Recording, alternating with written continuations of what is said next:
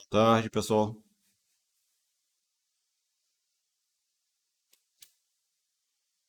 Me ouvem aí?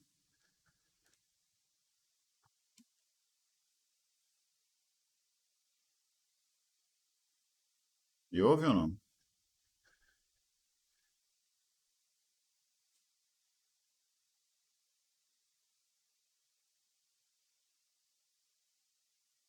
Tem alguém dizendo alguma coisa aí? Se estiver dizendo, eu não estou ouvindo. Professor, o Ah, áudio não está saindo, não. ué.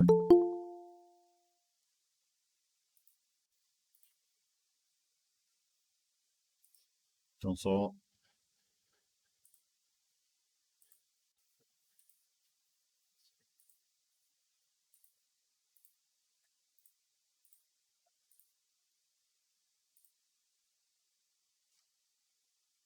Ok agora? Agora sim. Ah, então. Não sei o que houve não, mas. Enfim, então boa tarde mais uma vez. Vamos. Antes de começar, como sempre, vocês têm alguma coisa para. Alguma dúvida para tirar antes da gente começar?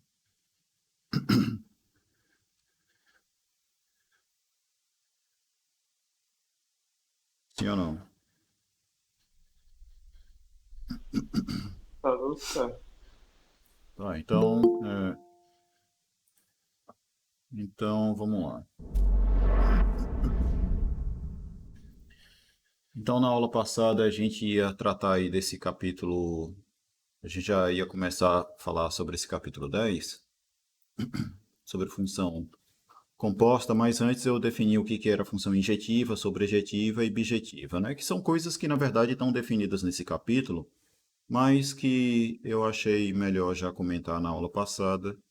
E aqui a gente vai recapitular, certo? Então, vamos lá. Ó. O que que é uma composição de funções? Então, primeiro você tem que ter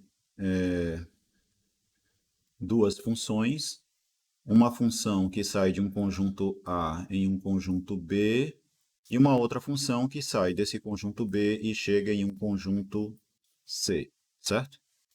E aí chama-se função composta de G e F a função que vai sair do conjunto A no conjunto C, que ele está denotando por H, e que é definida ponto a ponto desse modo aqui, certo? Isso que eu acabei de dizer, de definição ponto a ponto, é o nome que a gente dá a isso daqui, ó, certo? Você define qual é a regra da função para a função h baseado nas regras que você já tem para f e para g, certo? Então, h aplicado a x vai ser igual a g aplicado em f aplicado em x, beleza? A gente chama isso às vezes de definição ponto a ponto. E isso que está aqui, ó, a gente escreve também dessa forma aqui, certo? Talvez vocês tenham o vício de chamar isso de GOF lá do ensino médio, mas pelo amor de Deus, não usem esse termo, certo? Nem GOF nem FOG, tá certo? Porque isso que está aqui no meio não é, de início, uma letra O, então não faz nem sentido você chamar isso aqui de GOF, né? Tá certo? E chamar de GOF e FOG também não ajuda nem a memorizar, né? Então é uma terminologia que não faz sentido, é feia e não tem utilidade. Então, um diagramazinho aqui, em que é esse, né? Em que aqui você tem ó, a função f como sendo uma função que sai do conjunto A no conjunto B, a função g sai do conjunto B no conjunto C, e a composição, né, G composta com F, vai sair de A para C. Beleza? Aqui a gente vai ter alguns exemplos, né? Aqui está um conjunto A, um conjunto B e um conjunto C. E aqui nós temos funções de A em B e de B em C, dadas por certas regras aí, né? Tranquilo? Então, a função f de A em B está colocada aqui como sendo x ao quadrado, certo? E a g de B em C como sendo 2x mais 1. Tranquilo?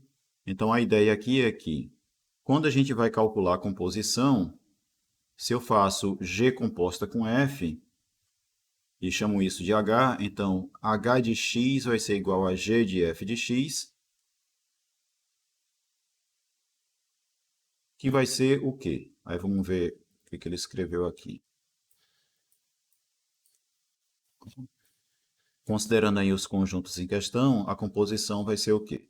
A função f, ela vai pegar o zero e vai levar aonde?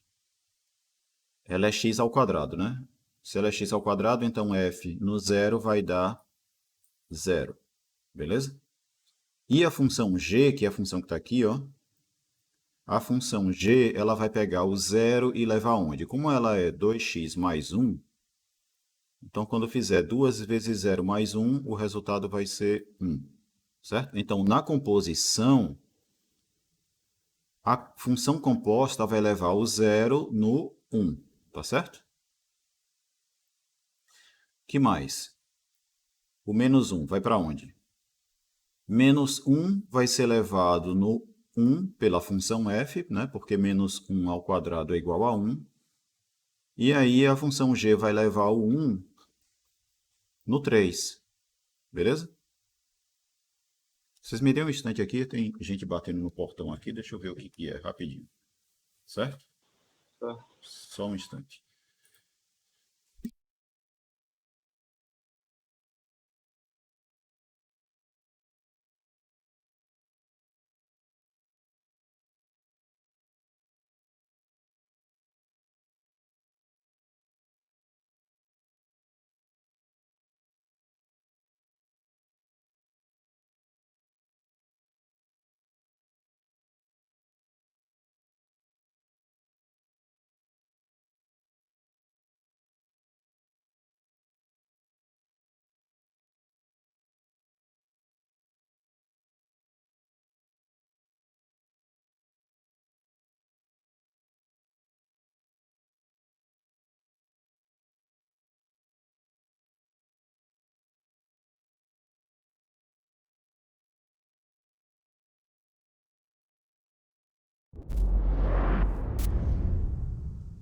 Então, voltando aqui, era uma entrega errada. Estranho. E o pior é que eu tinha que atender porque eu estou esperando o correio chegar. E aí podia ser entrega do correio, sabe? Bom, então, continuando aqui. Então, a função f vai levar o menos 1 no 1.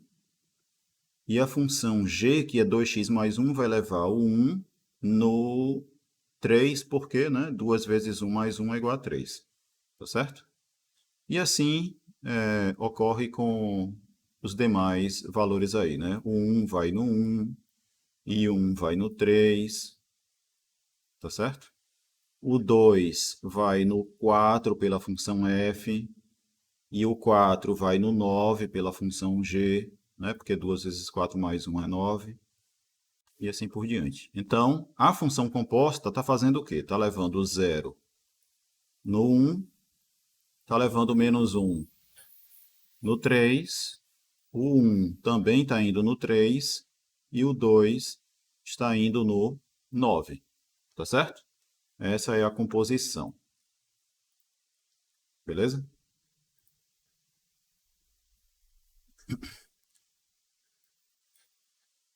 Então, está aqui só as continhas, né? F de 2 é 4, G de 4 é o 9. Então, H de 2 vai ser igual a 9. Não é isso porque, né? Claro.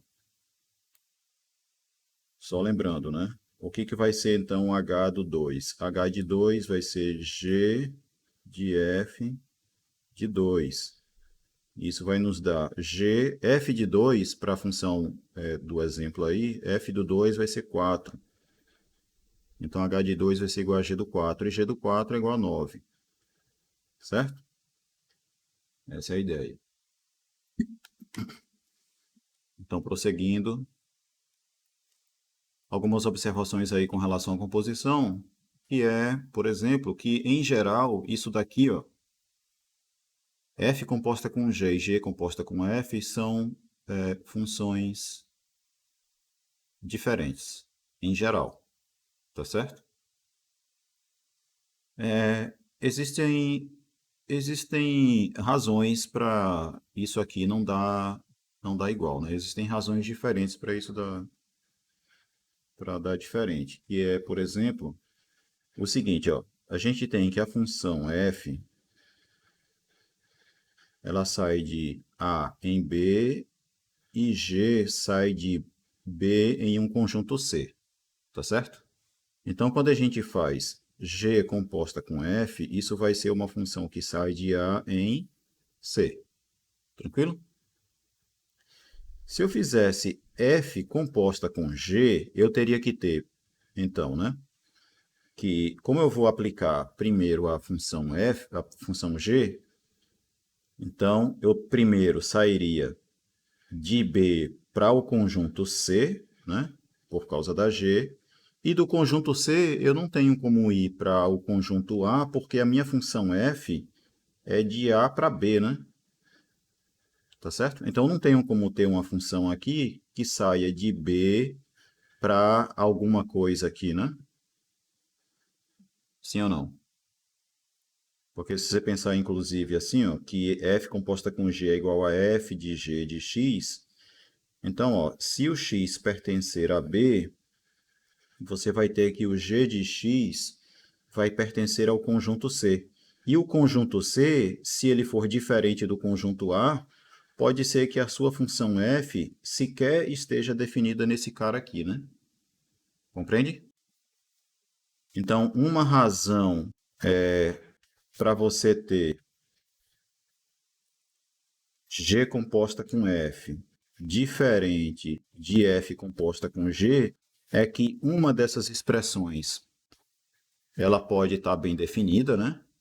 E a outra nem sequer faça sentido, né? Tá certo? Ou se preferir, de um lado você pode ter uma função e do outro lado você pode ter uma coisa que sequer é função. Tá certo? Sequer faz sentido, né? Sequer está definido. Tá certo? Mas alguém poderia dizer, Certo. professor, então e se fosse, por exemplo, uma função que sai de A em A, de A em B, vamos botar assim, de A em B, e a outra sai de B em A. Então aí faria sentido você ter f composta com g vai sair de onde para onde? Vou botar f composta com g, né? F composta com g vai sair de B, né? Ela vai sair de B e vai chegar aonde? Ó, de B eu vou para A, e aí a função f ela sai de A e vai para B, né? Então, quando eu faço a composição f composta com g, o resultado vai ser uma função de B em B. Tá certo? E se eu fizer g composta com f, isso vai ser uma função que sai do conjunto A e chega no conjunto A. Tranquilo? Porque a f vai de A em B e a g vai de B em A. Tá certo? Então vejam que as funções compostas, elas têm domínio, a princípio, diferentes, né? Se o conjunto A e o conjunto B forem diferentes, ó, essas duas funções elas são diferentes porque têm domínios diferentes, além do contradomínio, claro, né? Tá certo? E lembram que duas funções só são iguais quando têm o mesmo domínio e mesmo contradomínio, além, claro, de ter as mesmas imagens? Então essa já seria uma razão para que f composta com g, g composta com f, já é uma outra razão para serem diferentes também. Tá certo? Mas alguém poderia dizer, professor, e se fosse f de A em A e g de A em A? Então você teria f composta com g sai de A em A, e g composta com f também sai de A para A. Tá certo? Então, são duas funções que têm o mesmo domínio e mesmo contradomínio, tá certo? Mas que ainda assim, não necessariamente f composta com g e g composta com f são iguais, porque basta a gente pegar, por exemplo, o seguinte, ó. Deixa eu colocar um exemplo aqui. Digamos que eu tenha aí uma função que sai de R em R e g que sai de R em R. Aí eu vou pegar a função f definida por essa expressão aqui. Deixa eu colocar assim, x ao quadrado, e a minha função g eu vou colocar como sendo x mais 1, por exemplo. Tá certo? Então, se eu faço ó, f composta com g aplicado em x, isso vai ser o quê? Vai ser f de g de x, que é o quê? F aplicado em x mais 1. F de x mais 1 é o quê? A gente vai colocar no lugar do x, eu vou colocar o x mais 1, tá certo? Então, isso aqui vai ficar ó, x mais 1 elevado ao quadrado, né? Não é isso? Isso, professor. E se eu faço g composta com f aplicado em x, o resultado vai ser o quê? Vai ser g de f de x, que vai nos dar g de x ao quadrado. Aí, na expressão da função g, você vai colocar no lugar do x o x ao quadrado. Isso vai nos dar, portanto, x ao quadrado mais 1. Então, nós temos duas expressões aí. Ó. X mais 1 elevado ao quadrado. Isso daqui é a nossa f composta com g de x. E, por outro lado, a g composta com f de x é o nosso x ao quadrado mais 1. E aí essas duas coisas são diferentes, tá certo? E aqui vale comentar uma coisa, ó, que talvez eu não tenha comentado, dado muita ênfase na aula passada, mas quando a gente diz que duas funções são diferentes, isso não quer dizer que elas são diferentes para qualquer valor de x, não. Tá certo? Até porque lembrem do seguinte, ó, qual era a definição de igualdade entre duas funções? A gente vai dizer que duas funções são iguais se e somente se qualquer que seja o x pertencente ao domínio das duas funções, né? Qualquer que seja o x pertencente a A, f de x é igual a g de x, não é? Essa não é a definição de igualdade? Então, se eu digo que duas funções são diferentes, eu estou tomando a negação disso aqui, não é? Beleza? E aí, Beleza, professor. se eu nego um lado de uma equivalência, eu nego o outro também, né? E qual é a negação disso aqui? Lembram das coisas de lógica, né? A negação disso aí vai ser o quê? Existe x pertencente a A. Lembrem-se que a negação do quantificador universal é o existencial, tá certo? Então, isso vai nos dar, existe x pertencente a A, tal que f de x é diferente de g de x, não é? Não é isso? Que lembram, ó, vou recapitular aqui. Negação de quantificador universal é o existencial. Ó, existe x tal que, aí você nega o p de x, né? Nesse caso é negar que f de x é igual a g de x, né? Beleza? Tranquilo? Certo, professor.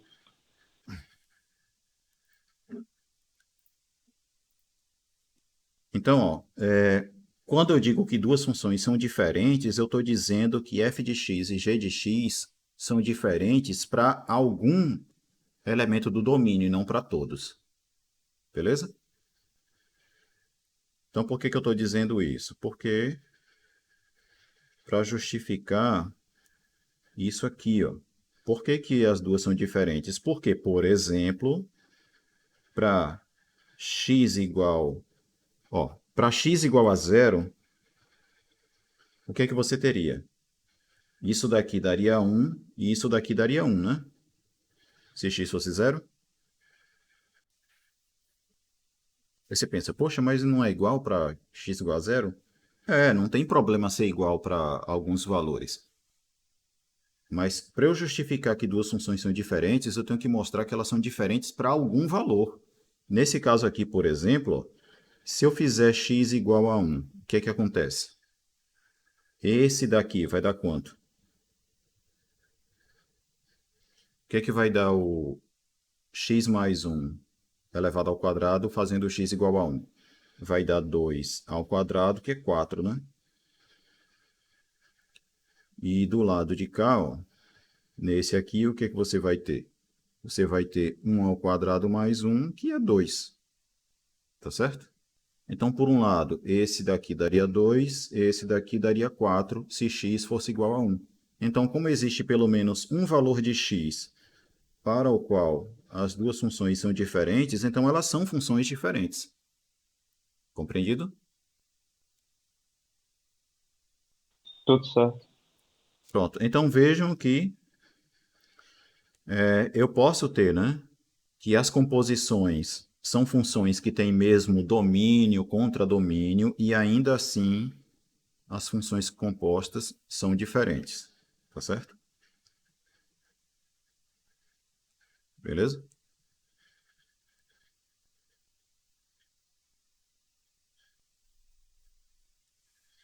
Então, prosseguindo aqui,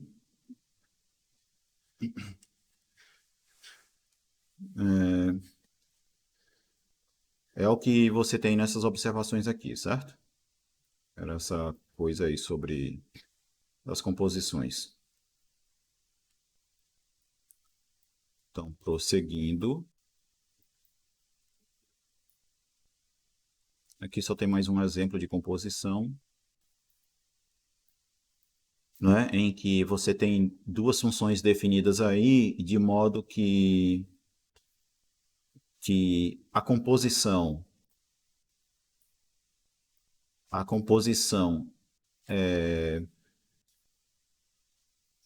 nem sequer é uma função aí no caso, né?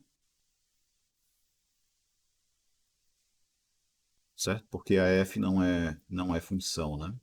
Você tem esse tipo de coisa, né? Quando você faz composição de funções, se as duas funções que você usou para fazer a composição, se elas são realmente funções, a composição sempre vai ser uma função, certo? Se uma delas não for uma função, pode ser que a composição não seja. Isso pode acontecer. É o exemplo que está dado no diagrama aqui, ó. Como a f não é uma função, por que que f não é função?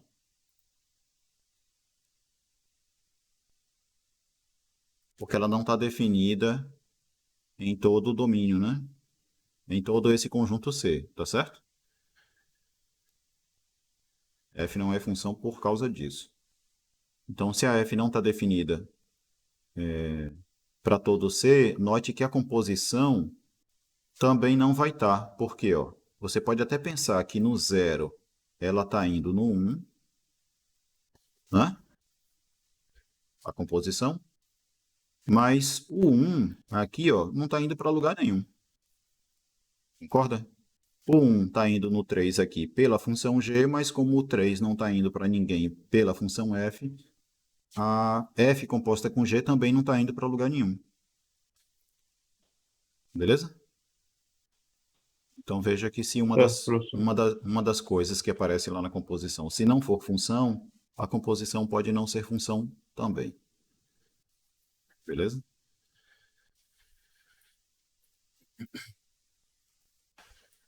Aqui é só um exemplo em que você tem as duas composições, né, dando expressões diferentes. Bom, enfim, tem um teoremazinho aqui que é o seguinte: se você fizer a composição entre três funções agora, né? Se você tem uma função que sai de A em B e outra que sai de B em C e uma outra que sai de C em D, então a composição das três funções vai ser uma função que sai do conjunto A e chega no conjunto D, certo? Só que você pode fazer isso de duas formas. Ou você faz a G composta com H primeiro, né? Primeiro você faz G com H e depois faz a composição dessa função com a função f, que é o que está do lado de cá, ó.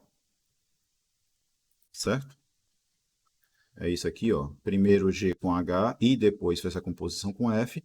Como você pode fazer também G composta com f e depois a composição com H. Tá certo? Aí você pensa assim, poxa, será que isso poderia dar diferente? Bom, o que esse teorema está mostrando é que não.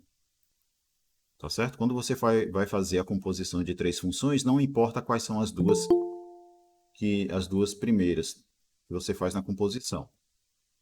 Tá certo? É claro que você não vai poder fazer composição de f com h primeiro para depois fazer composição com g, porque isso aí não faria nem sentido.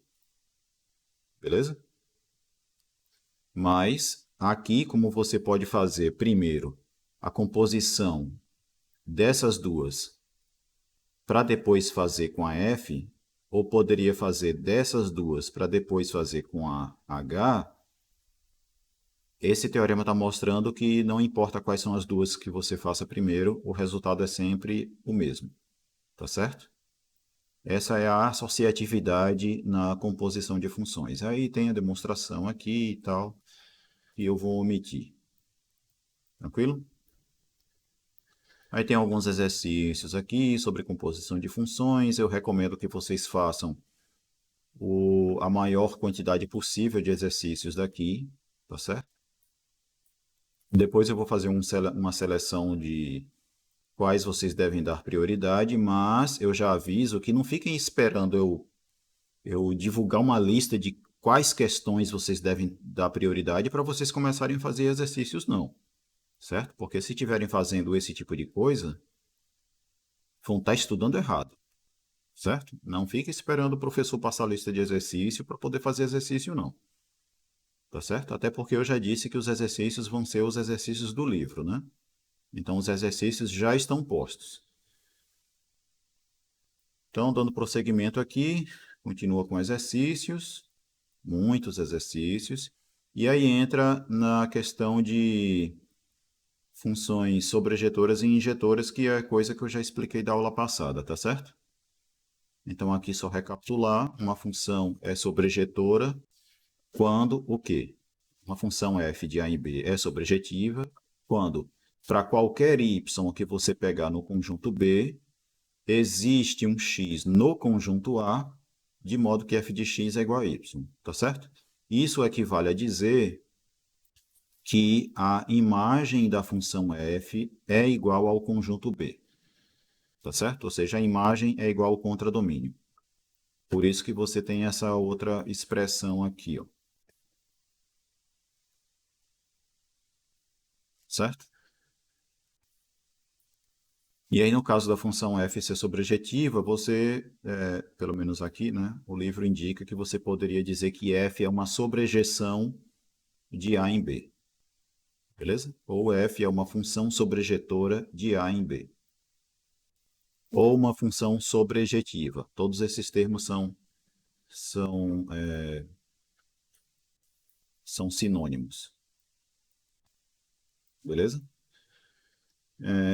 Se você pensar do ponto de vista, digamos assim, um pouco mais geométrico, né, olhando, por exemplo, diagramas de Venn, né, o diagrama de Venn de uma função, você sabe que ele é uma função sobrejetiva se no domínio, no contradomínio, não sobra nenhum elemento recebendo uma seta.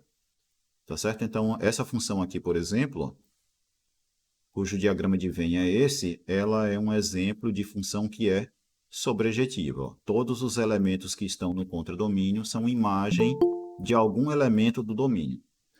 Beleza? Estão acompanhando aí, né?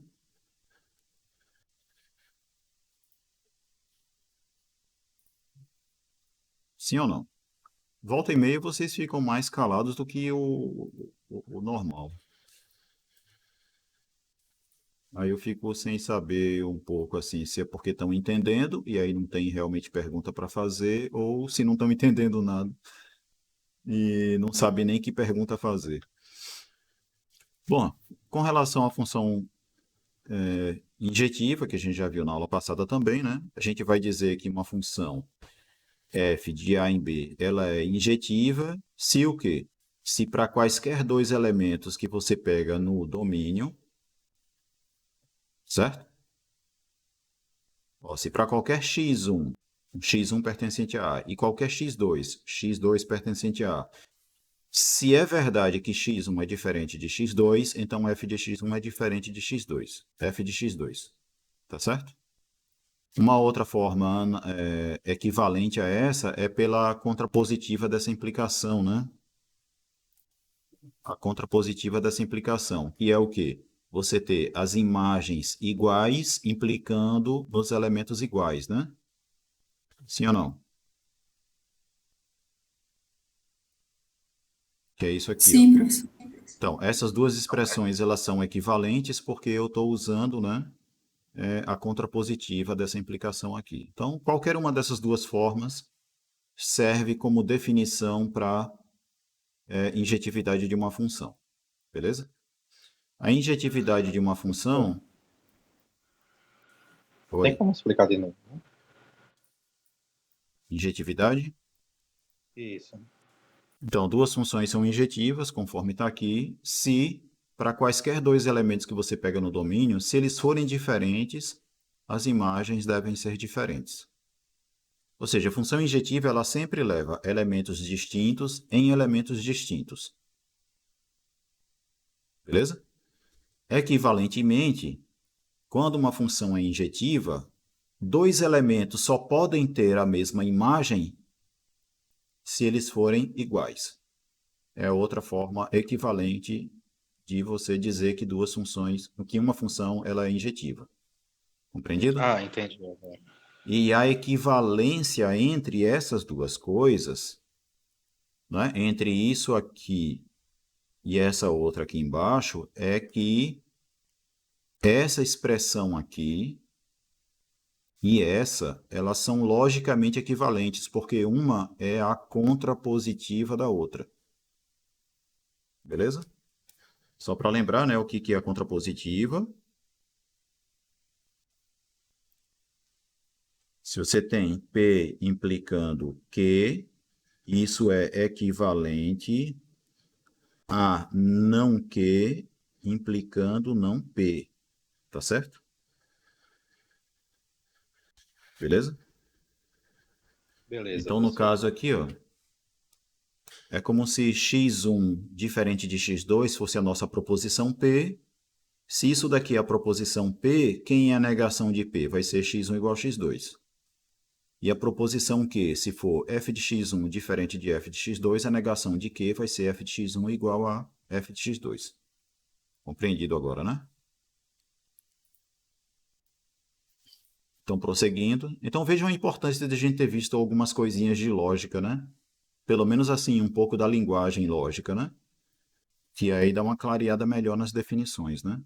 Então, aqui, por exemplo, você tem uma função que é injetora, né? Por que ela é uma função injetora ou uma função injetiva? Porque Ela você só não tem tem... um valor relacionado a cada valor do domínio só tem um valor no contradomínio. Não exatamente isso. Lembre-se que cada elemento do domínio ter uma única imagem, isso faz parte da definição de função. Tá certo? Na injetividade é meio que o contrário. Cada elemento da imagem é imagem de um elemento só do domínio. Tá Ah, certo? sim, entendi. Que é o caso aqui, ó. Esse cara, o número 1, ele pertence à imagem da função. E ele é imagem de quem? Apenas do zero. Compreende? O 3, ele é imagem apenas do 1. O 5 é imagem apenas do 2. O 7 é imagem apenas do 3. O 9 não é imagem de ninguém. e não tem nenhum problema, tá certo? Para essa função aqui, inclusive, ó, o que a gente pode dizer é que ela é injetiva e não é o quê? Sobrejetiva, né? Porque existe um cara, um cara do contradomínio que não é imagem de ninguém, né? Agora, o que seria uma função que não é injetiva? Uma função não injetiva vai ser uma função em que você tem dois elementos diferentes com mesma imagem. Tá certo? Tá certo. Beleza? Porque é o que você teria, por exemplo, Função constante, né, professor? função constante. Sim, sim. Se o domínio dela tiver mais do que um elemento. Porque você poderia ter uma função constante, ó, que leva um elemento só. Digamos que o conjunto A tem um elemento só. E aí o conjunto B, um elemento só também, certo? Essa função aqui, ó, ela é constante, mas ela é injetiva. Agora, se ela tiver dois elementos no domínio e um elemento só na imagem lá, ó, esse é um exemplo de uma função constante e que não é injetiva. Entendeu aí? Acho que foi Evaldo falou. Isso, ok, professor. Evaldo, então só ser constante não é suficiente, porque lembre-se que ela pode ser constante porque no seu domínio tem um único elemento. Compreende? Mas em geral, Ok. então, uma função ela não vai ser injetiva quando você tem dois elementos no domínio indo em uma mesma imagem. Tá certo? Beleza? E aí tem coisas do tipo, né? Vamos lá. Por que não ser injetiva significa isso daqui? Porque não ser injetiva vai significar a gente negar a definição de injetiva, né? Qual é a definição de injetiva? Bom, vamos escrever aqui novamente para a gente entender do ponto de vista lógico, né? O que é não ser injetiva? Então, F é injetiva se e somente se o quê? Quaisquer que sejam x1 e x2 pertencentes a A, x1 diferente de x2 implica f de x1 diferente de f de x2. Tá certo? Então, Professor, não... Diga. a função identidade seria um exemplo de função injetiva? Sim. A identidade, Certo, sim. só para saber se eu tinha entendido mesmo. Pronto. E aí a identidade é o quê? Identidade de um conjunto A nele mesmo é a função que faz o quê? Pega um elemento e leva nele mesmo, certo? Ou seja, a identidade de A aplicado em X é igual ao próprio X, qualquer que seja o X1 pertencente a A, né? Identidade de A. É um exemplo de função que é injetiva. Então, vamos lá. Ó. O que significa negar que é injetiva? Ou seja, F não é injetiva. Então, negar a injetividade significará, então, negar todo esse lado aqui, né? E aí, o que é que isso vai nos dar? Vai nos dar aqui, existem x1, x2 pertencentes a A, tais que, o quê? Qual é a negação disso aqui? Lembram ainda? Qual é a negação do condicional P em Q? É P e não Q. Exatamente, certo? Então, se é P e não Q, então a gente vai ter o quê? Ó? Existem x1 e x2 tais que você tem x1 diferente de x2 e você tem a negação disso. Qual é a negação de f de x1 ser diferente de f de x2? É que f de x1 é igual a f de x2. Tá certo?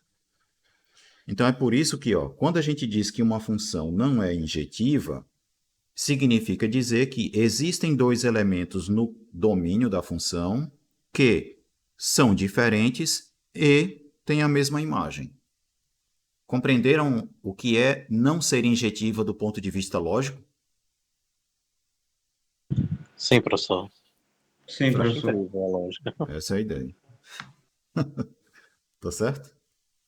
Mas é bom a gente entender o que não é uma coisa do ponto de vista lógico e baseado na definição do que é ser aquela coisa. Compreende? É por isso que são importantes você ter. Por isso que é importante você ter definições matemáticas do que são essas coisas. Porque aí, quando você parte para negação disso, é mais fácil você entender o que é não ser uma certa coisa. Compreende? Mas tão importante quanto você saber o que é ser uma coisa é você saber quando que você não é uma certa coisa, né? Quando que algo não é uma certa coisa. Como, por exemplo, tão importante como saber quando que uma função é injetiva é você saber quando que ela não é também. Tá certo? Beleza? Porque às vezes, Sim, professor. porque às vezes a compreensão de uma coisa complementa a outra, né? Às vezes é melhor a gente. É mais fácil a gente explicar. Uma função que não é injetiva, uma função não é injetiva quando acontece tal coisa. Aí você diz, e a função vai ser injetiva quando esse tipo de coisa não acontece, né? Beleza? Bom, então, funções que são bijetivas são funções que são injetivas e sobrejetivas. Tá certo? Uma outra coisa é com relação a injetividade e sobrejetividade, só para complementar, é que não existe qualquer relação entre sobrejetividade e injetividade, certo? No seguinte sentido, você pode ter uma função que é uma coisa e não é a outra. Pode ter funções que são as duas coisas e pode ter funções que não são nenhuma das duas coisas. Vou montar um exemplo para cada coisa, para cada caso aqui, ó. Por exemplo, nesse diagrama de Venn aqui, ó. Essa funçãozinha aqui, ela é uma função que é sobrejetiva, mas não é injetiva, concordam? Deixa eu melhorar isso aqui. Sim, professor. Não é? Concordo, sim, professor. Pronto. Há outro exemplo aqui, ó. Outro exemplo. Você tem uma função assim, ó. Essa daqui é uma função que é. Deixa eu botar só assim. Essa daqui é uma função que é injetiva, mas não é sobrejetiva, né? Porque no contradomínio está sobrando um elemento. Tá certo? Essa daqui, ó, é uma função que é sobrejetiva. Aliás, essa daqui não, né? Essa daqui é mesmo que essa daqui. Uma aqui é sobrejetiva, mas não é injetiva, né? Eu quero uma que nem é injetiva, nem sobrejetiva. Vou botar assim, pronto. Tá aqui, ó. Uma que nem é injetiva, nem é sobrejetiva. Sim ou não? Ela não é sobrejetiva porque você tem dois elementos com a mesma imagem. Ela não é injetiva porque tem dois elementos com a mesma imagem, dois elementos diferentes com a mesma imagem. E ela não é sobrejetiva porque você tem esse elementozinho aqui, ó, que está sobrando no contradomínio, né? Beleza? E você tem agora, né, o caso em que ela é as duas coisas. Por exemplo, isso aqui, ó. Essa função aqui, ela tanto é injetiva como ela é sobrejetiva. Beleza? Esse daqui é o caso em que a função é bijetiva. Ou bijetora. Tá certo? Tá certo. Vai ser o único caso possível, então. Como é? Eu disse, vai ser o único caso possível, então. Em que elas são as duas coisas, né? Que é o caso que tem um nome, né? Que é bijetora, né? Para os outros casos não vai ter nome, não. Certo? Então, dando prosseguimento aqui, ó, você tem a definição aqui, usando linguagem lógica, né? Do que significa ser bijetora, tá certo? Tranquilo? E vamos a algumas coisinhas aí, ó. Aqui tem um exemplo de uma função que é bijetiva, certo? E resultados é o seguinte, cadê o teorema?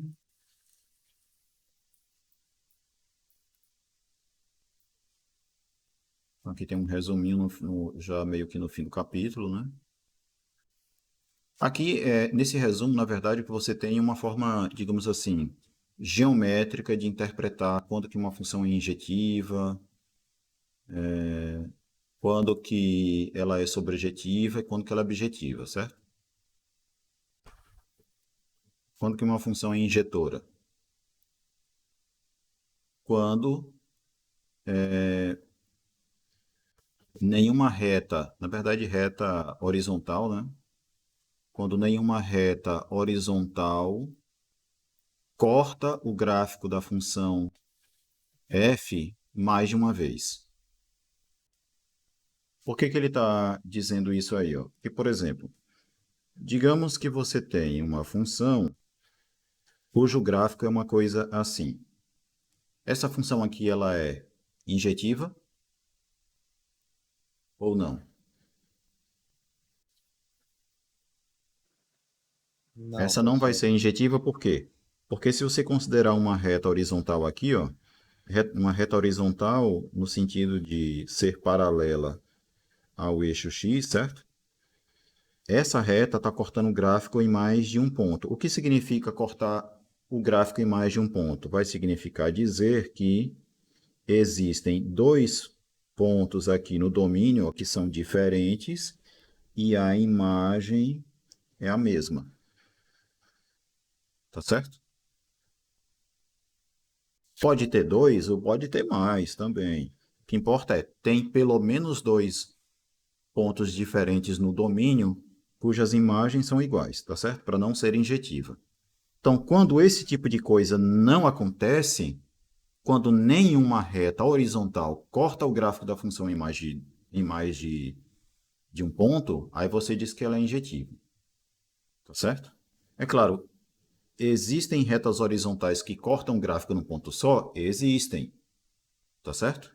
O que não pode existir é reta horizontal cortando em mais de um ponto. Beleza? Tranquilo? Tranquilo. Pronto. No caso da sobrejetividade, olha o que que ele diz aí. Ó. Uma função f vai ser sobrejetora quando acontecer o seguinte. Ó, se toda reta corta o gráfico, se toda reta horizontal cortar o gráfico da função f, então sim, ela é sobrejetora. Tá certo? Essa é a ideia. Ou seja, por exemplo, se eu pegar a função f de x igual a x, o gráfico dela vai ser uma retazinha em que, para todo x que você pega aqui, a imagem é o próprio x, tá certo? Então, essa função aqui, ela é sobrejetiva, do ponto de vista, analisando ela do ponto de vista geométrico, né? Porque para qualquer reta horizontal que eu pegar, essa reta horizontal vai cortar o gráfico em algum ponto, tá certo? Qualquer reta que eu pegar vai cortar o gráfico da função em algum ponto. Se isso acontecer, a função f é sobrejetiva. E o que significa uma reta horizontal cortar o gráfico da função f? essa reta horizontal cortar o gráfico de f significa dizer que vai existir um elemento no domínio, né, para qualquer y que eu pegar aqui, ó, se eu pegar a reta horizontal passando por esse valor de y, existirá no domínio da função um certo x, de modo que f de x vai ser aquele y ali.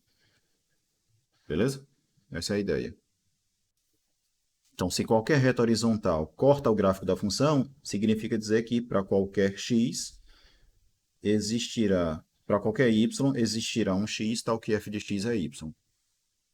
Tá certo? E isso coincide com a definição de sobrejetividade. Tranquilo? E ser bijetiva significa dizer que toda reta horizontal vai cortar o gráfico da função em um único ponto. Então, tanto ela corta o gráfico em algum ponto, ou seja, ela é sobrejetiva, como corta em um ponto só, ou seja, também é injetiva. Tá certo? E aqui tem Certo, professor. mais alguns resultados, que é o seguinte, ó, se você fizer a composição de duas funções que são sobrejetivas, duas funções que são sobrejetoras, certo? Você tem aqui f de a em b, g de b em c. Se as duas funções forem sobrejetoras, a composição também é. E aqui segue a demonstração. Beleza? De maneira análoga, ó, se você fizer a composição de duas funções injetivas, certo? A composição também vai ser injetiva. Beleza? Aí eu pergunto a vocês, e se eu fizer a composição de duas funções que são bijetivas? O que é que eu posso dizer?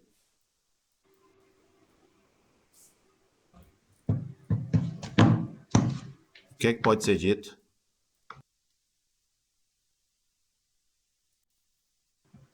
A compo... Desculpe, João, eu acabei cortando seu áudio exatamente na hora que você ia falar, porque estava tendo algum barulho aí, eu fui desativar o microfone. a composta dessas duas funções também seria injetiva? Vai ser bijetiva também, certo? Porque se uma função é bijetiva, significa que ela é sobrejetiva, certo? Então, se duas funções são bijetivas, então as duas são sobrejetivas, e a composição delas vai ser sobrejetiva. Se duas funções são bijetivas, então as duas são injetivas, e a composição de injetivas é injetiva. Então, quando duas funções são bijetivas, então as duas são, ao mesmo tempo, né, injetivas e bijetivas, e, portanto, a composição tanto é sobrejetiva quanto injetiva. Portanto, a composição é bijetiva. Tá certo? Então, vamos prosseguir aqui, que tem mais coisas. Vamos falar aqui sobre a função inversa. Então, vejam só. Quando eu falei a respeito de relações, eu cheguei a dizer o que era uma relação inversa, né? Sim ou não?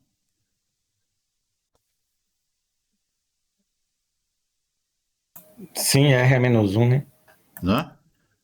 E eu até comentei, né? Toda relação tem uma relação inversa. Não é nenhum problema. Tá certo? Agora, quando uma certa relação é uma função, pode ser que a relação inversa não seja função. Vamos a um exemplo aqui. Ó. Pense na seguinte relação. Vou colocar ela usando diagramas de Venn aqui. Eu vou defini-la da seguinte forma. Aqui eu tenho 1, 2, 3 e aqui eu tenho estrela e triângulo. Tá certo? Então, digamos que você tem uma relação que faz o seguinte, ó, eu associo o 1 com estrela, o 2 também com estrela e o 3 com triângulo. Então, quem é a minha relação R aí? Eu vou chamar a relação de R, certo? Uma relação em A cartesiano B. Então, a relação aqui foi dada como sendo o quê? R é o conjunto dos pares ordenados 1 estrela, 2 estrela e 3 triângulo. Sim ou não? A relação inversa, AR é menos 1, vai ser uma relação em B cartesiano A. Quem é R é menos 1? Você só vai pegar os pares ordenados que pertencem a R, né, e inverter as coordenadas, não é isso? Então, vou ter aqui, ó, estrela 1, estrela 2, triângulo 3. Tá certo? Essa é a relação inversa. Agora vamos lá. Ó. A relação R, ela é função? Sim. R é função. E a relação inversa? Não é função. Não é por quê? Porque na relação inversa, você teria estrela associada a dois elementos distintos no contradomínio da inversa. Tá certo? Beleza? Então, a R é menos 1 não é função. Então, vejam, ó, repetindo. Toda relação possui uma relação inversa. Mas nem toda relação que é função tem a sua relação inversa como sendo uma função também. Certo? Ou seja, a relação inversa de uma função nem sempre é uma função. Beleza? Então, o que é uma função inversa? Uma função inversa vai ser a relação inversa de uma função que também é função. Compreende? Então, repetindo, ó. Nem sempre a relação inversa de uma função é função.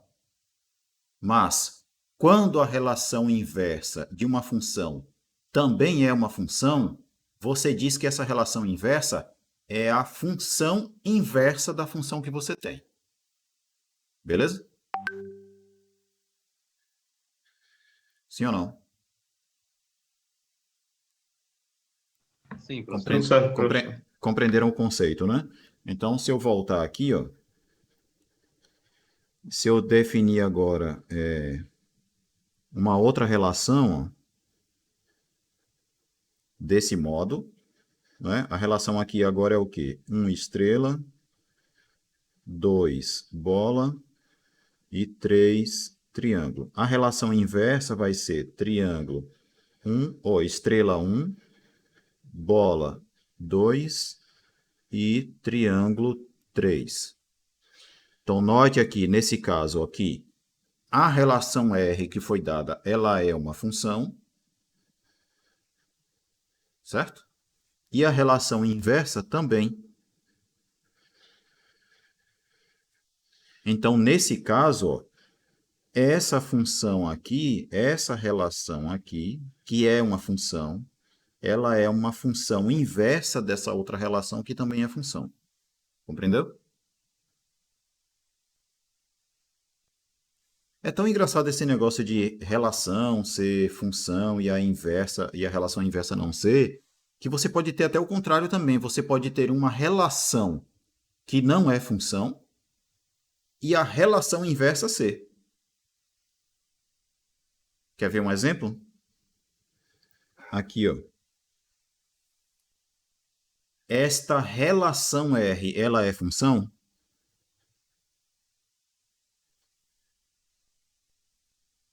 Não. Não. Por quê? Porque o 2 tem duas imagens. Exatamente, certo? Agora pense na relação inversa, que é saindo daqui para lá. Ela é função?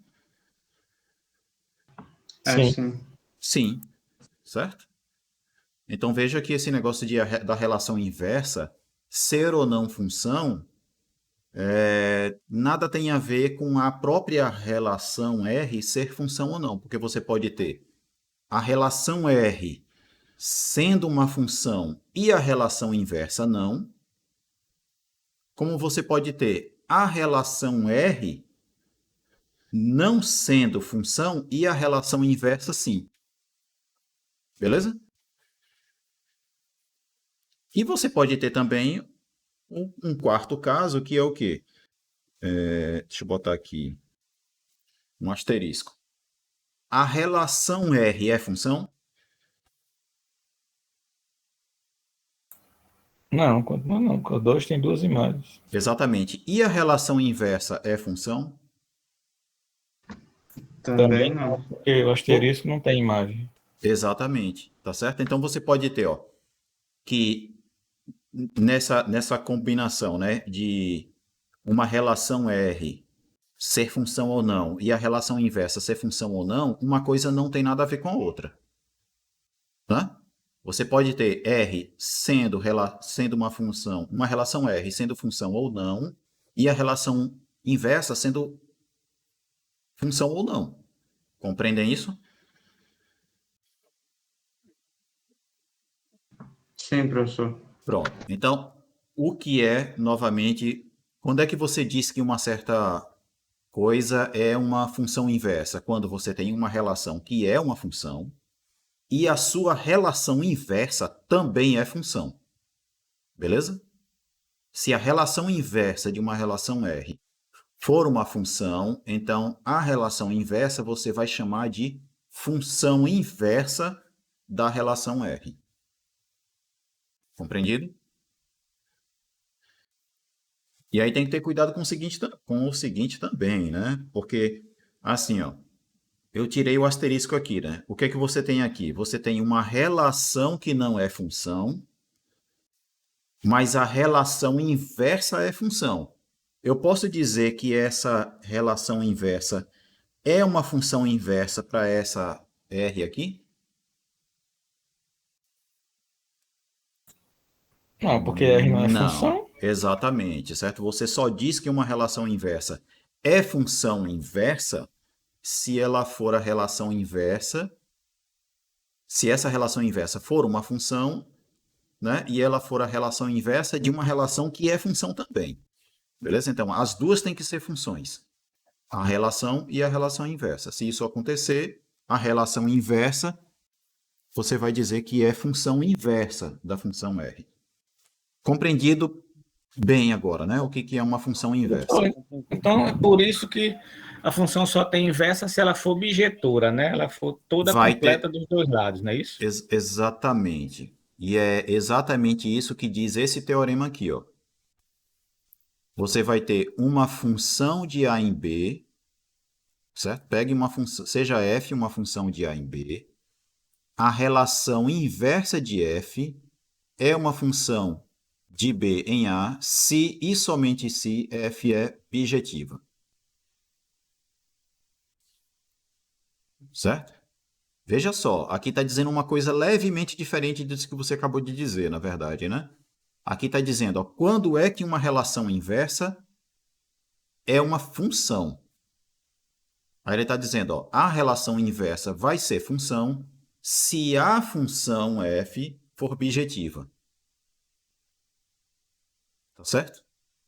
E aí, né, no caso, se a relação inversa é uma função, então f a menos 1 é o que a gente vai chamar de inversa da função f, né? Então, esse teorema aí, uma consequência dele é que o quê?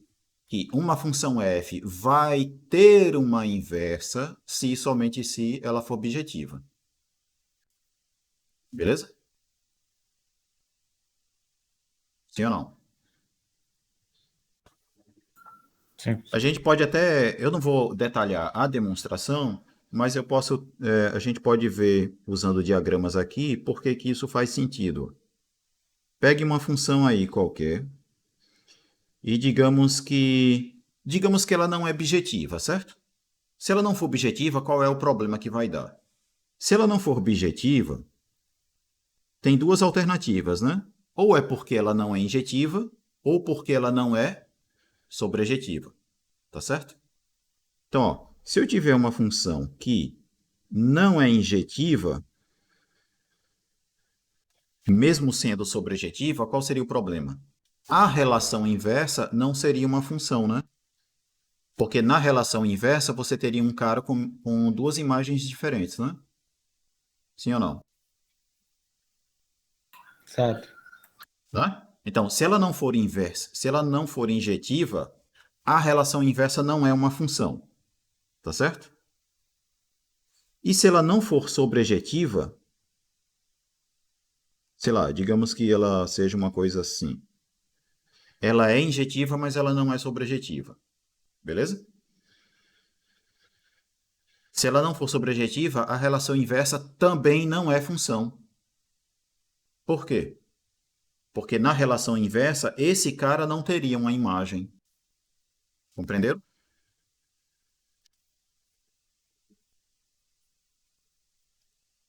Sim ou não?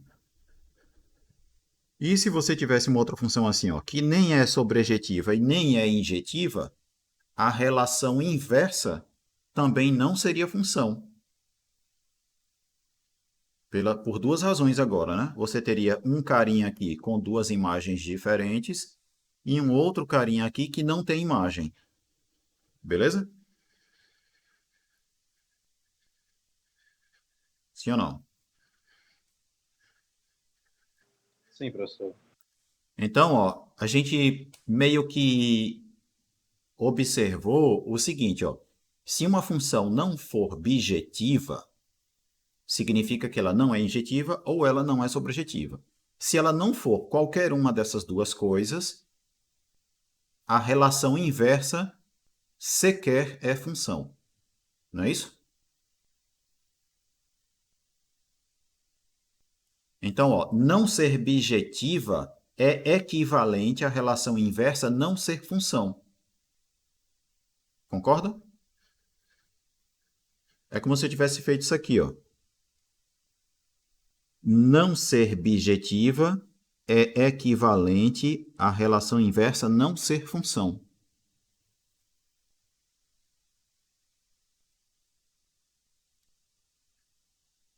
De certa forma, né?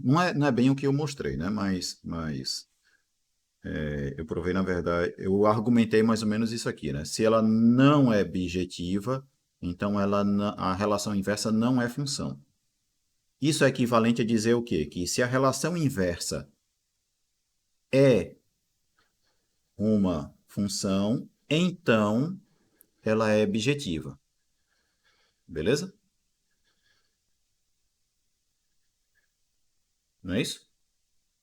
Contrapositiva. E é claro, né? Que você pode argumentar também, né? Se ela for bijetiva, então a relação inversa é uma função. Tá certo? E aí, na demonstração desse teorema, ele faz esses argumentos aqui. Tá certo?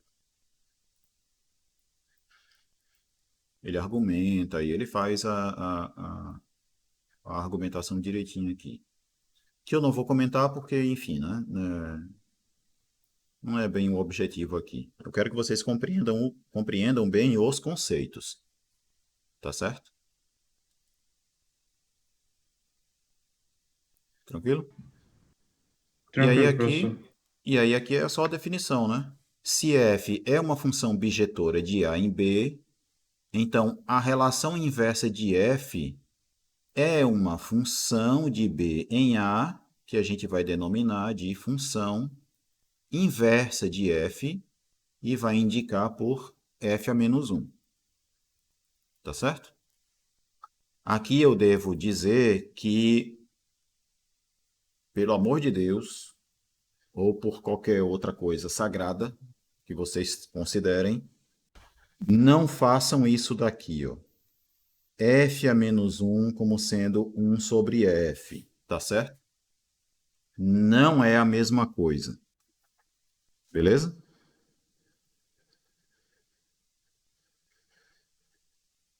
Tranquilo? Isso não é a mesma coisa. Beleza? Embora quando a gente está Certo. falando de números, o expoente a menos 1 realmente significa isso. Beleza? Mas é quando o carinha que está aqui, ó, é um número. Tranquilo? Quando o que está aqui é uma função, essa notação é para indicar a inversa da função. Beleza? E aí, eu tenho que aproveitar e comentar uma coisa também, que é o seguinte, ó. E aí eu vou argumentar, mas antes eu vou perguntar a vocês, né? Qual é a diferença entre isso daqui e isso daqui? Qual é a diferença entre essas duas coisas?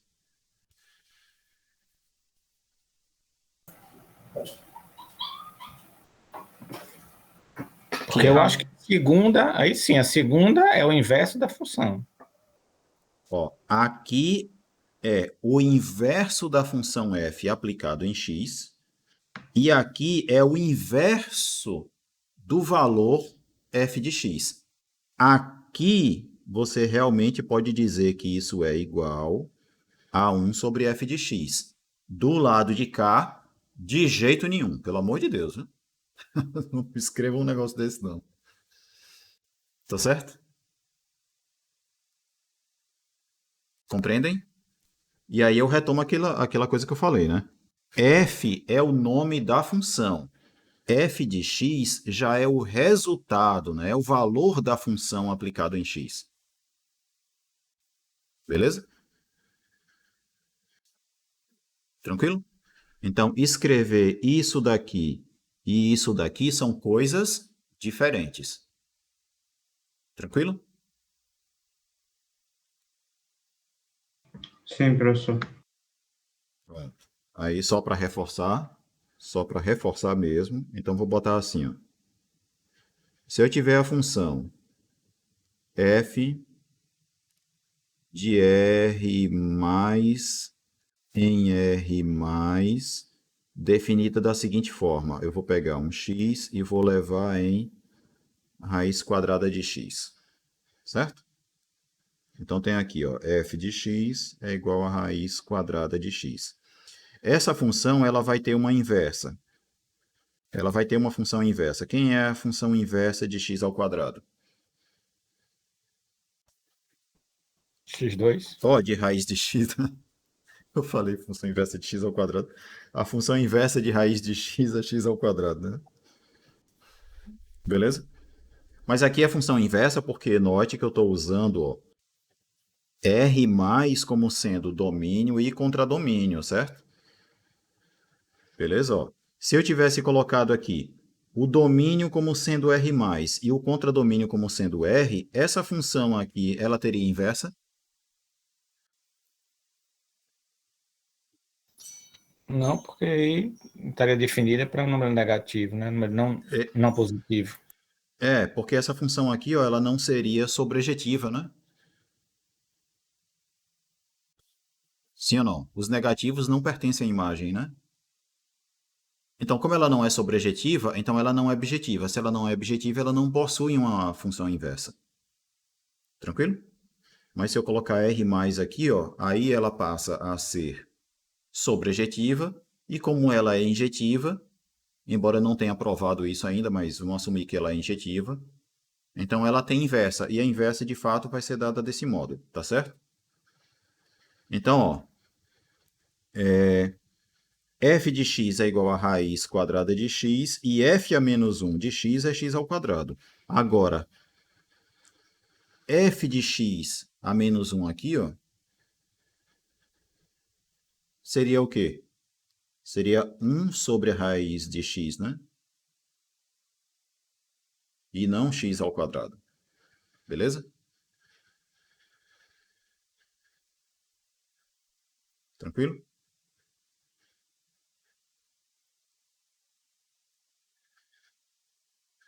Sim ou não? Sim, professor. Pronto. Então, prosseguindo, aqui tem mais algumas observações, como, por exemplo, a, a inversa, a função inversa de uma função inversa vai ser a própria função f. É o que ele está colocando aqui, ó. Tranquilo? É o que ele bota nessa observação. Se uma função tem inversa, então a inversa dessa função também vai ter uma função inversa. E a inversa da inversa é a própria função f. Compreendido?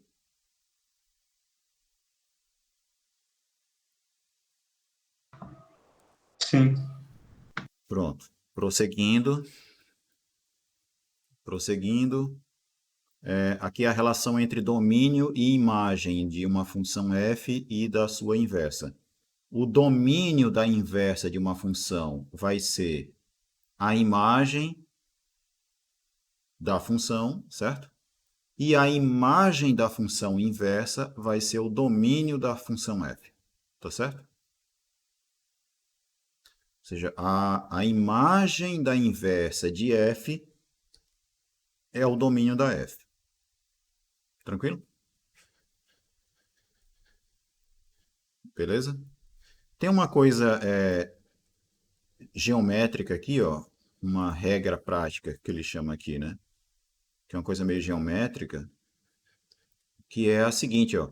Digamos que você tenha o gráfico. Digamos que você tenha o gráfico de uma função que você sabe que é, deixa eu botar assim, que você sabe que é bijetiva, como por exemplo essa daqui, certo? Digamos que o domínio dela seja um certo intervalo aqui, de A até um certo B, e a imagem sai de um C até um certo D. Beleza? Vou chamar essa função aqui de f. Então, f é uma função do intervalo AB no intervalo CD. E ela é bijetiva. Beleza? Esse desenho aqui está meio esquisito. Peraí. Por que ela é bijetiva? Porque qualquer elemento que eu pegar no intervalo CD, qualquer elemento que eu pegar aqui, necessariamente ele vai ser imagem de alguma coisa que pertence ao intervalo AB. Beleza? Entendam isso geometricamente. Então, ela é sobrejetiva. Beleza? Sim ou não? Sim, professor. E ela também é injetiva porque qualquer reta horizontal que eu pego aqui, ó, essa reta horizontal vai cortar o gráfico num ponto só. Então, ela é injetiva. Então, sendo sobrejetiva e sendo injetiva, ela é bijetiva. Sendo bijetiva, ela tem inversa. E aí eu pergunto a vocês, dá para eu dizer alguma coisa a respeito da inversa da função cujo gráfico é esse aqui?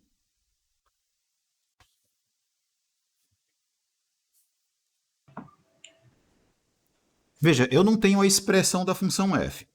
Então não tem nenhuma razão para eu ter uma expressão para a função inversa, concordam? Dá para Mas, dizer que o domínio da função inversa seria o contradomínio da função original, se eu não me certo, engano, e isso que o daí sim. domínio da função original é o contradomínio da função inversa. Beleza, você está certo. Essas são duas coisas que dá para a gente dizer. E dá para dizer alguma coisa mais? Porque o gráfico dela é o reflexo do gráfico simétrico em relação à função identidade, né? Na verdade. Isso. Aí a gente vai olhar para isso aqui, certo? Não exatamente essa regra prática aqui, mas a interpretação geométrica, que é isso que eu ia dizer. Propriedade aqui, a relação entre os gráficos. Os gráficos cartesianos de f e f a menos 1 são simétricos em relação à bissetriz dos quadrantes 1 e 3 do plano cartesiano. O que isso quer dizer? Ó? Qual é a bissetriz nos quadrantes 1 e 3 aqui? Em primeiro lugar, no plano cartesiano, nós estabelecemos, né, essa parte aqui, né, como sendo o primeiro quadrante, esse daqui como sendo o segundo, esse aqui o terceiro e esse o quarto quadrante, certo? É só seguir o sentido anti-horário. Tranquilo? Então, a bissetriz é o segmento de reta que vai cortar um ângulo no meio, né? Beleza? Então, se eu pegar a bissetriz aqui, ó, eu vou colocar essa bissetriz numa outra cor. E deixa eu redesenhar ela aqui para ela ficar reta. E vamos colocar ela começando lá no terceiro quadrante, né? Vixe Maria. O negócio tremeu aqui.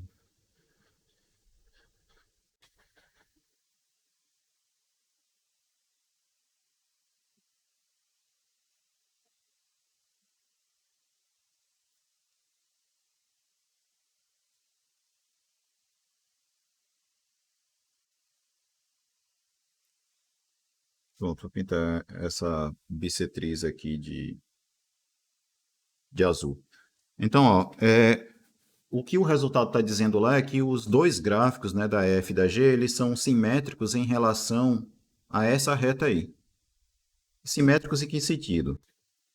Cada ponto que você pegar do gráfico da função f, se você traçar uma reta perpendicular a essa bissetriz,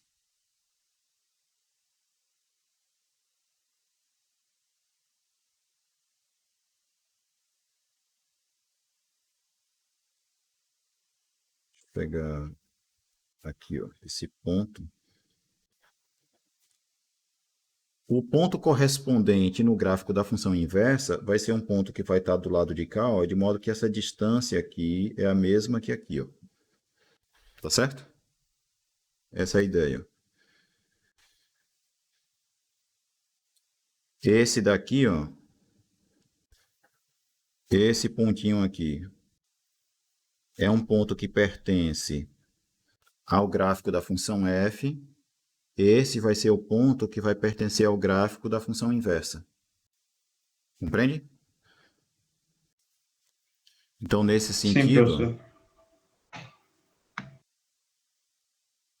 Deixa eu só voltar aqui. Então, os dois gráficos são simétricos em relação a esse negocinho aí. Então, se você quiser desenhar o gráfico da sua função inversa, tendo o gráfico da função f, nesse caso aqui o gráfico seria o quê? Vamos tentar desenhar ele aqui, né? Ele seria algo como isso aqui, ó.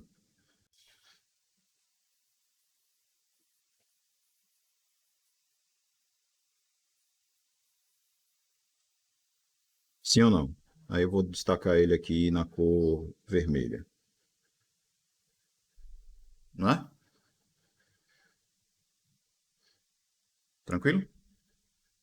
Não sei se está muito mal desenhado aí, mas o gráfico da função inversa vai ser esse gráfico vermelho aí, porque a relação entre o gráfico da função inversa e o gráfico da própria função f é que eles são simétricos em relação a essa reta que eu desenhei aí na cor verde, que é a bissetriz dos quadrantes 1 e 3. Tá certo? Certo, professor.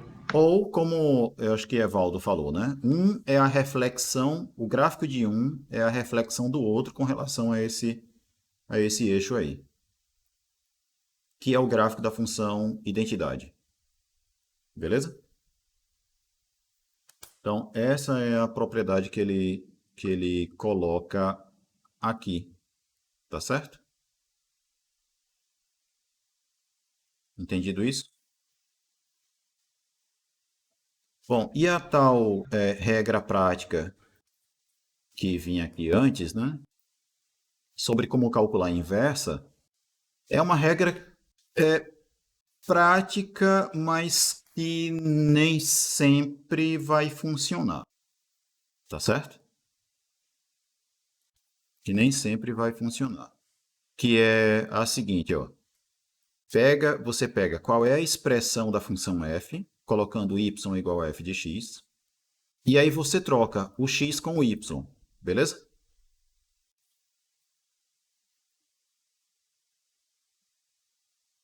Tá certo? E depois disso, você tenta obter essa coisa aqui, ó. X igual a f de y. Tranquilo? Na verdade, isso aqui é meio, até como está escrito, está meio estranho, né? Na verdade, aqui seria y igual a f a menos 1 de x. Né? Se bem que ele faz 2 passos, né? Troca x por y, obtém essa expressão. E aí depois faz essa coisa aqui. Tudo isso é para dizer mais ou menos o seguinte, ó. Não sei se fica claro lendo aí, mas basicamente é isso aqui, ó. Digamos que você tem uma função aí de R em R, definida da seguinte forma. X elevado em 5x mais 7. Beleza? Ou seja, f de x é igual a 5x mais 7. E aí você quer descobrir quem que é a inversa dessa função aí. Então, qual é a ideia? Você vai fazer 5x mais 7 igual a y. Tá certo? Se a gente for seguir o que ele disse ali na tal regra prática, né? Eu faria o que agora?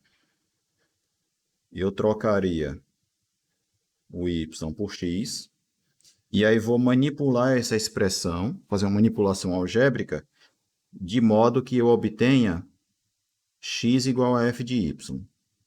Ó, isso aqui é um modo de fazer, certo? Que é o modo como o livro está dizendo. Aí eu vou fazer o quê? Eu vou escrever 5y igual a x menos 7. Deixa eu ver se é isso mesmo que ele quer. Ah, não. Tá, beleza. Isso aqui, na verdade, já é o nosso f de y igual a x, né? E aí a gente vai fazer manipulação algébrica para isolar o y. Fazendo o quê? 5y igual a x menos 7. Depois disso, dividir os dois lados por 5 e ficar com isso aqui, né? Beleza? Aí agora eu tenho y como sendo uma função do x. Aí isso daqui é o f a menos 1 do x. Tranquilo? Ou de outra forma, você poderia fazer assim, que tanto faz. Você tem a expressão que determina f aqui, certo? Isso aqui. Y igual a f de x. Manipula algebricamente essa expressão até você isolar o x. E colocar o x dependendo do y. E depois você troca x por y. Então, por exemplo, aqui, ó, eu teria 5x igual a y menos 7. E depois eu teria x igual a y menos 7 dividido por 5. Aí você troca o x com o y e obtém y igual a x menos 7 dividido por 5. Aí essa expressão aqui seria não, né? Vai ser a expressão da função inversa. Então, ó, se a nossa função f é a função 5x mais 7, então a da inversa vai ser x menos 7 dividido por 5. Beleza? Tranquilo? Tem um outro modo de você pensar em como obter a inversa, que é o seguinte, ó. Quando você pega um valor de x e vai calcular f de x, quais são as operações que você faz? E em que ordem você faz? Você vai fazer o que primeiro? Multiplicar por 5 e depois somar com 7. Isso. Então, ó, multiplicar por 5, certo? É a primeira coisa. Segunda coisa, somar 7. Beleza? Então pense assim, ó. Para cada uma dessas coisas que você faz, você pode inverter isso, né? Inverter em que sentido, né? O que seria, digamos assim, o inverso de multiplicar por 5? Seria Dividir por 5. dividir por 5, beleza? E o que seria o inverso de somar 7? Subtrair 7. Sim ou não? Sim. Então, ó, se na sua função você vai fazer essas operações aqui nessa ordem, na função inversa você vai fazer o inverso dessas operações aqui na ordem inversa. Então, qual é a primeira coisa que você vai fazer na inversa? Você vai subtrair 7 e depois fazer o quê? Dividir por 5.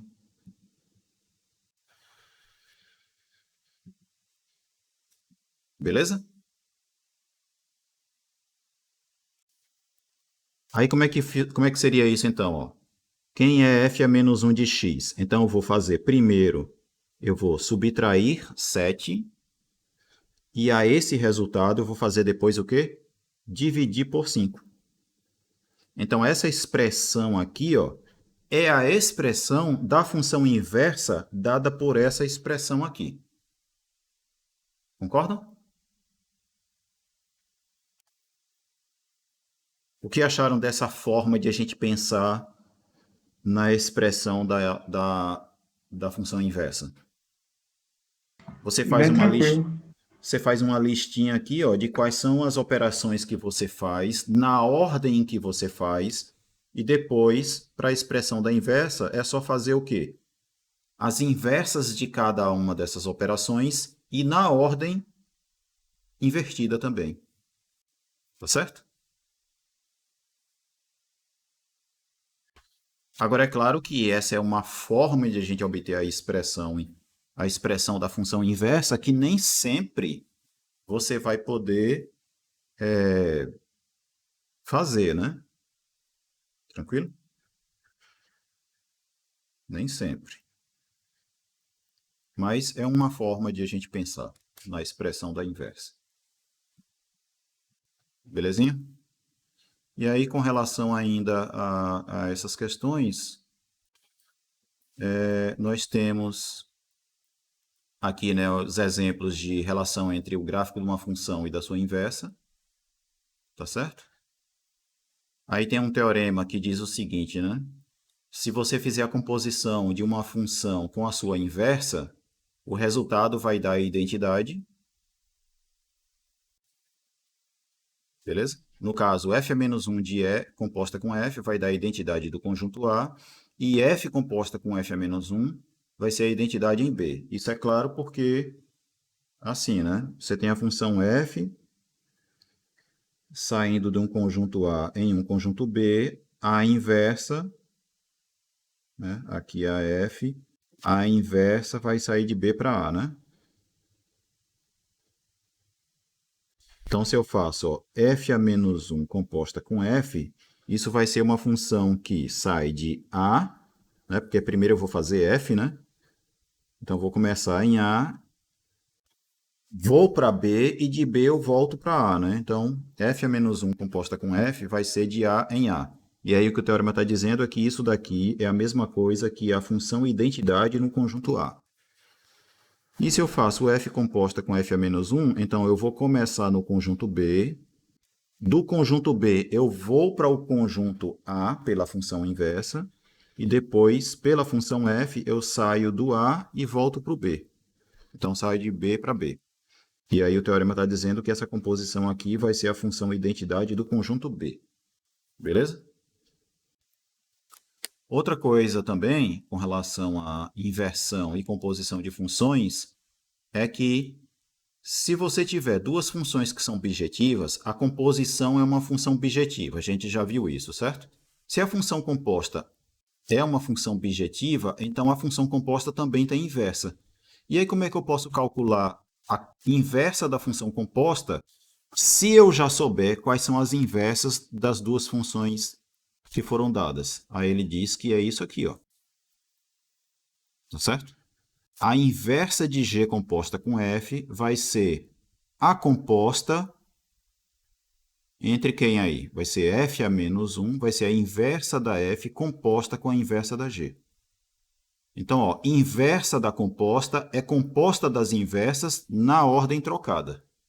Na ordem contrária, né?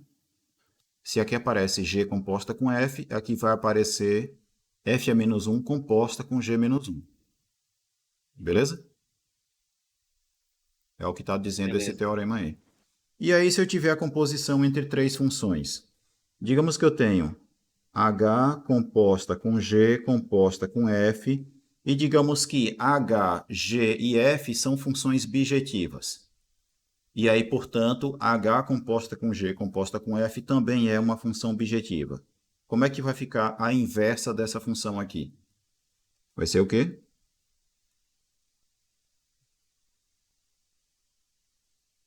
E aí, alguém? F é menos 1 composta F a menos 1 composta com a composição das outras duas inversas, né? com isso daqui inverso, né? Porque você está pensando nisso assim, né? H composta com G, uma função, e essa função composta com a F, né? Beleza? Mas aí você pode aplicar o teorema nisso aqui também, né? Que vai dar o quê, então? Vai ficar F a menos 1 composta com o quê? G composta G, com men- H. G menos 1 composta com H menos 1, né? Não é isso? Sim ou não? Ou dito de outra forma, é a mesma coisa que o teorema está dizendo. A inversa de uma composição de funções é a composição das inversas na ordem inversa, né? Também. Tá certo? Ó. Esse a menos 1 vai aparecer no H, vai aparecer no G, vai aparecer no F, só que se aqui é G, H, G, F, aqui vai ficar F, G, H. Vai ficar na ordem contrária. Tá certo? É isso que o teorema está dizendo. Ele diz isso para duas funções, mas você pode estender isso para 2, 3, 4, 1 milhão de funções. Tá certo? Beleza? E aí Certo, professor. vai ter um monte de exercícios aqui e eu acho que o capítulo terminou, né? O capítulo 10. É isso mesmo. Terminou o capítulo 10. Vem um apêndice aqui, mas esse apêndice a gente vai fazer depois. Tranquilo? Então, assim a gente encerrou aí o que a gente tinha sobre funções, né? Que é o capítulo. É o capítulo 4, é? Capítulo 4 é 5, deixa eu ver aqui. Que nós temos aí sobre funções. O capítulo 5 e o capítulo 10. Beleza? Notem que nos outros capítulos o que a gente vai tratar são de funções específicas, né? Que nesse livro aqui vai ser função modular, função quadrática e função afim. Que é o que a gente vai fazer na próxima unidade, junto com função exponencial e etc. Beleza? Então, o Se assunto bem, da unidade 1 termina aqui, professor? eu acho que para essa primeira prova, eu acho que eu vou só até esse capítulo 5 e o 10 também, né? E aí eu deixo para cobrar na prova, na segunda prova, funções do primeiro grau, segundo, exponencial, logarítmica e polinomial. Professor, quais E são os dessa modular. primeira prova que o senhor falou? Então, dessa primeira prova vai ser capítulo. Só vai pular o capítulo de conjuntos numéricos. Então, vai ser capítulo 1, noções de lógica, capítulo 2, conjuntos. Aí pula conjuntos numéricos. Aí vem para capítulo 4, relações. 5, funções. E o capítulo 10, que é continuação de funções, digamos assim, né? Tá certo? Então, 1, 2, 4, 5 e 10? Exatamente. Certo. Tranquilo? Para essa prova. Sim, perfeito. Então, entendido isso daí, tenham aí uma boa tarde. Eu já passei 5 minutos do tempo. Tenham uma boa tarde, até quarta-feira. E tchau para vocês. Até mais, Valeu. professor. Tchau, professor. Até quarta. Tchau.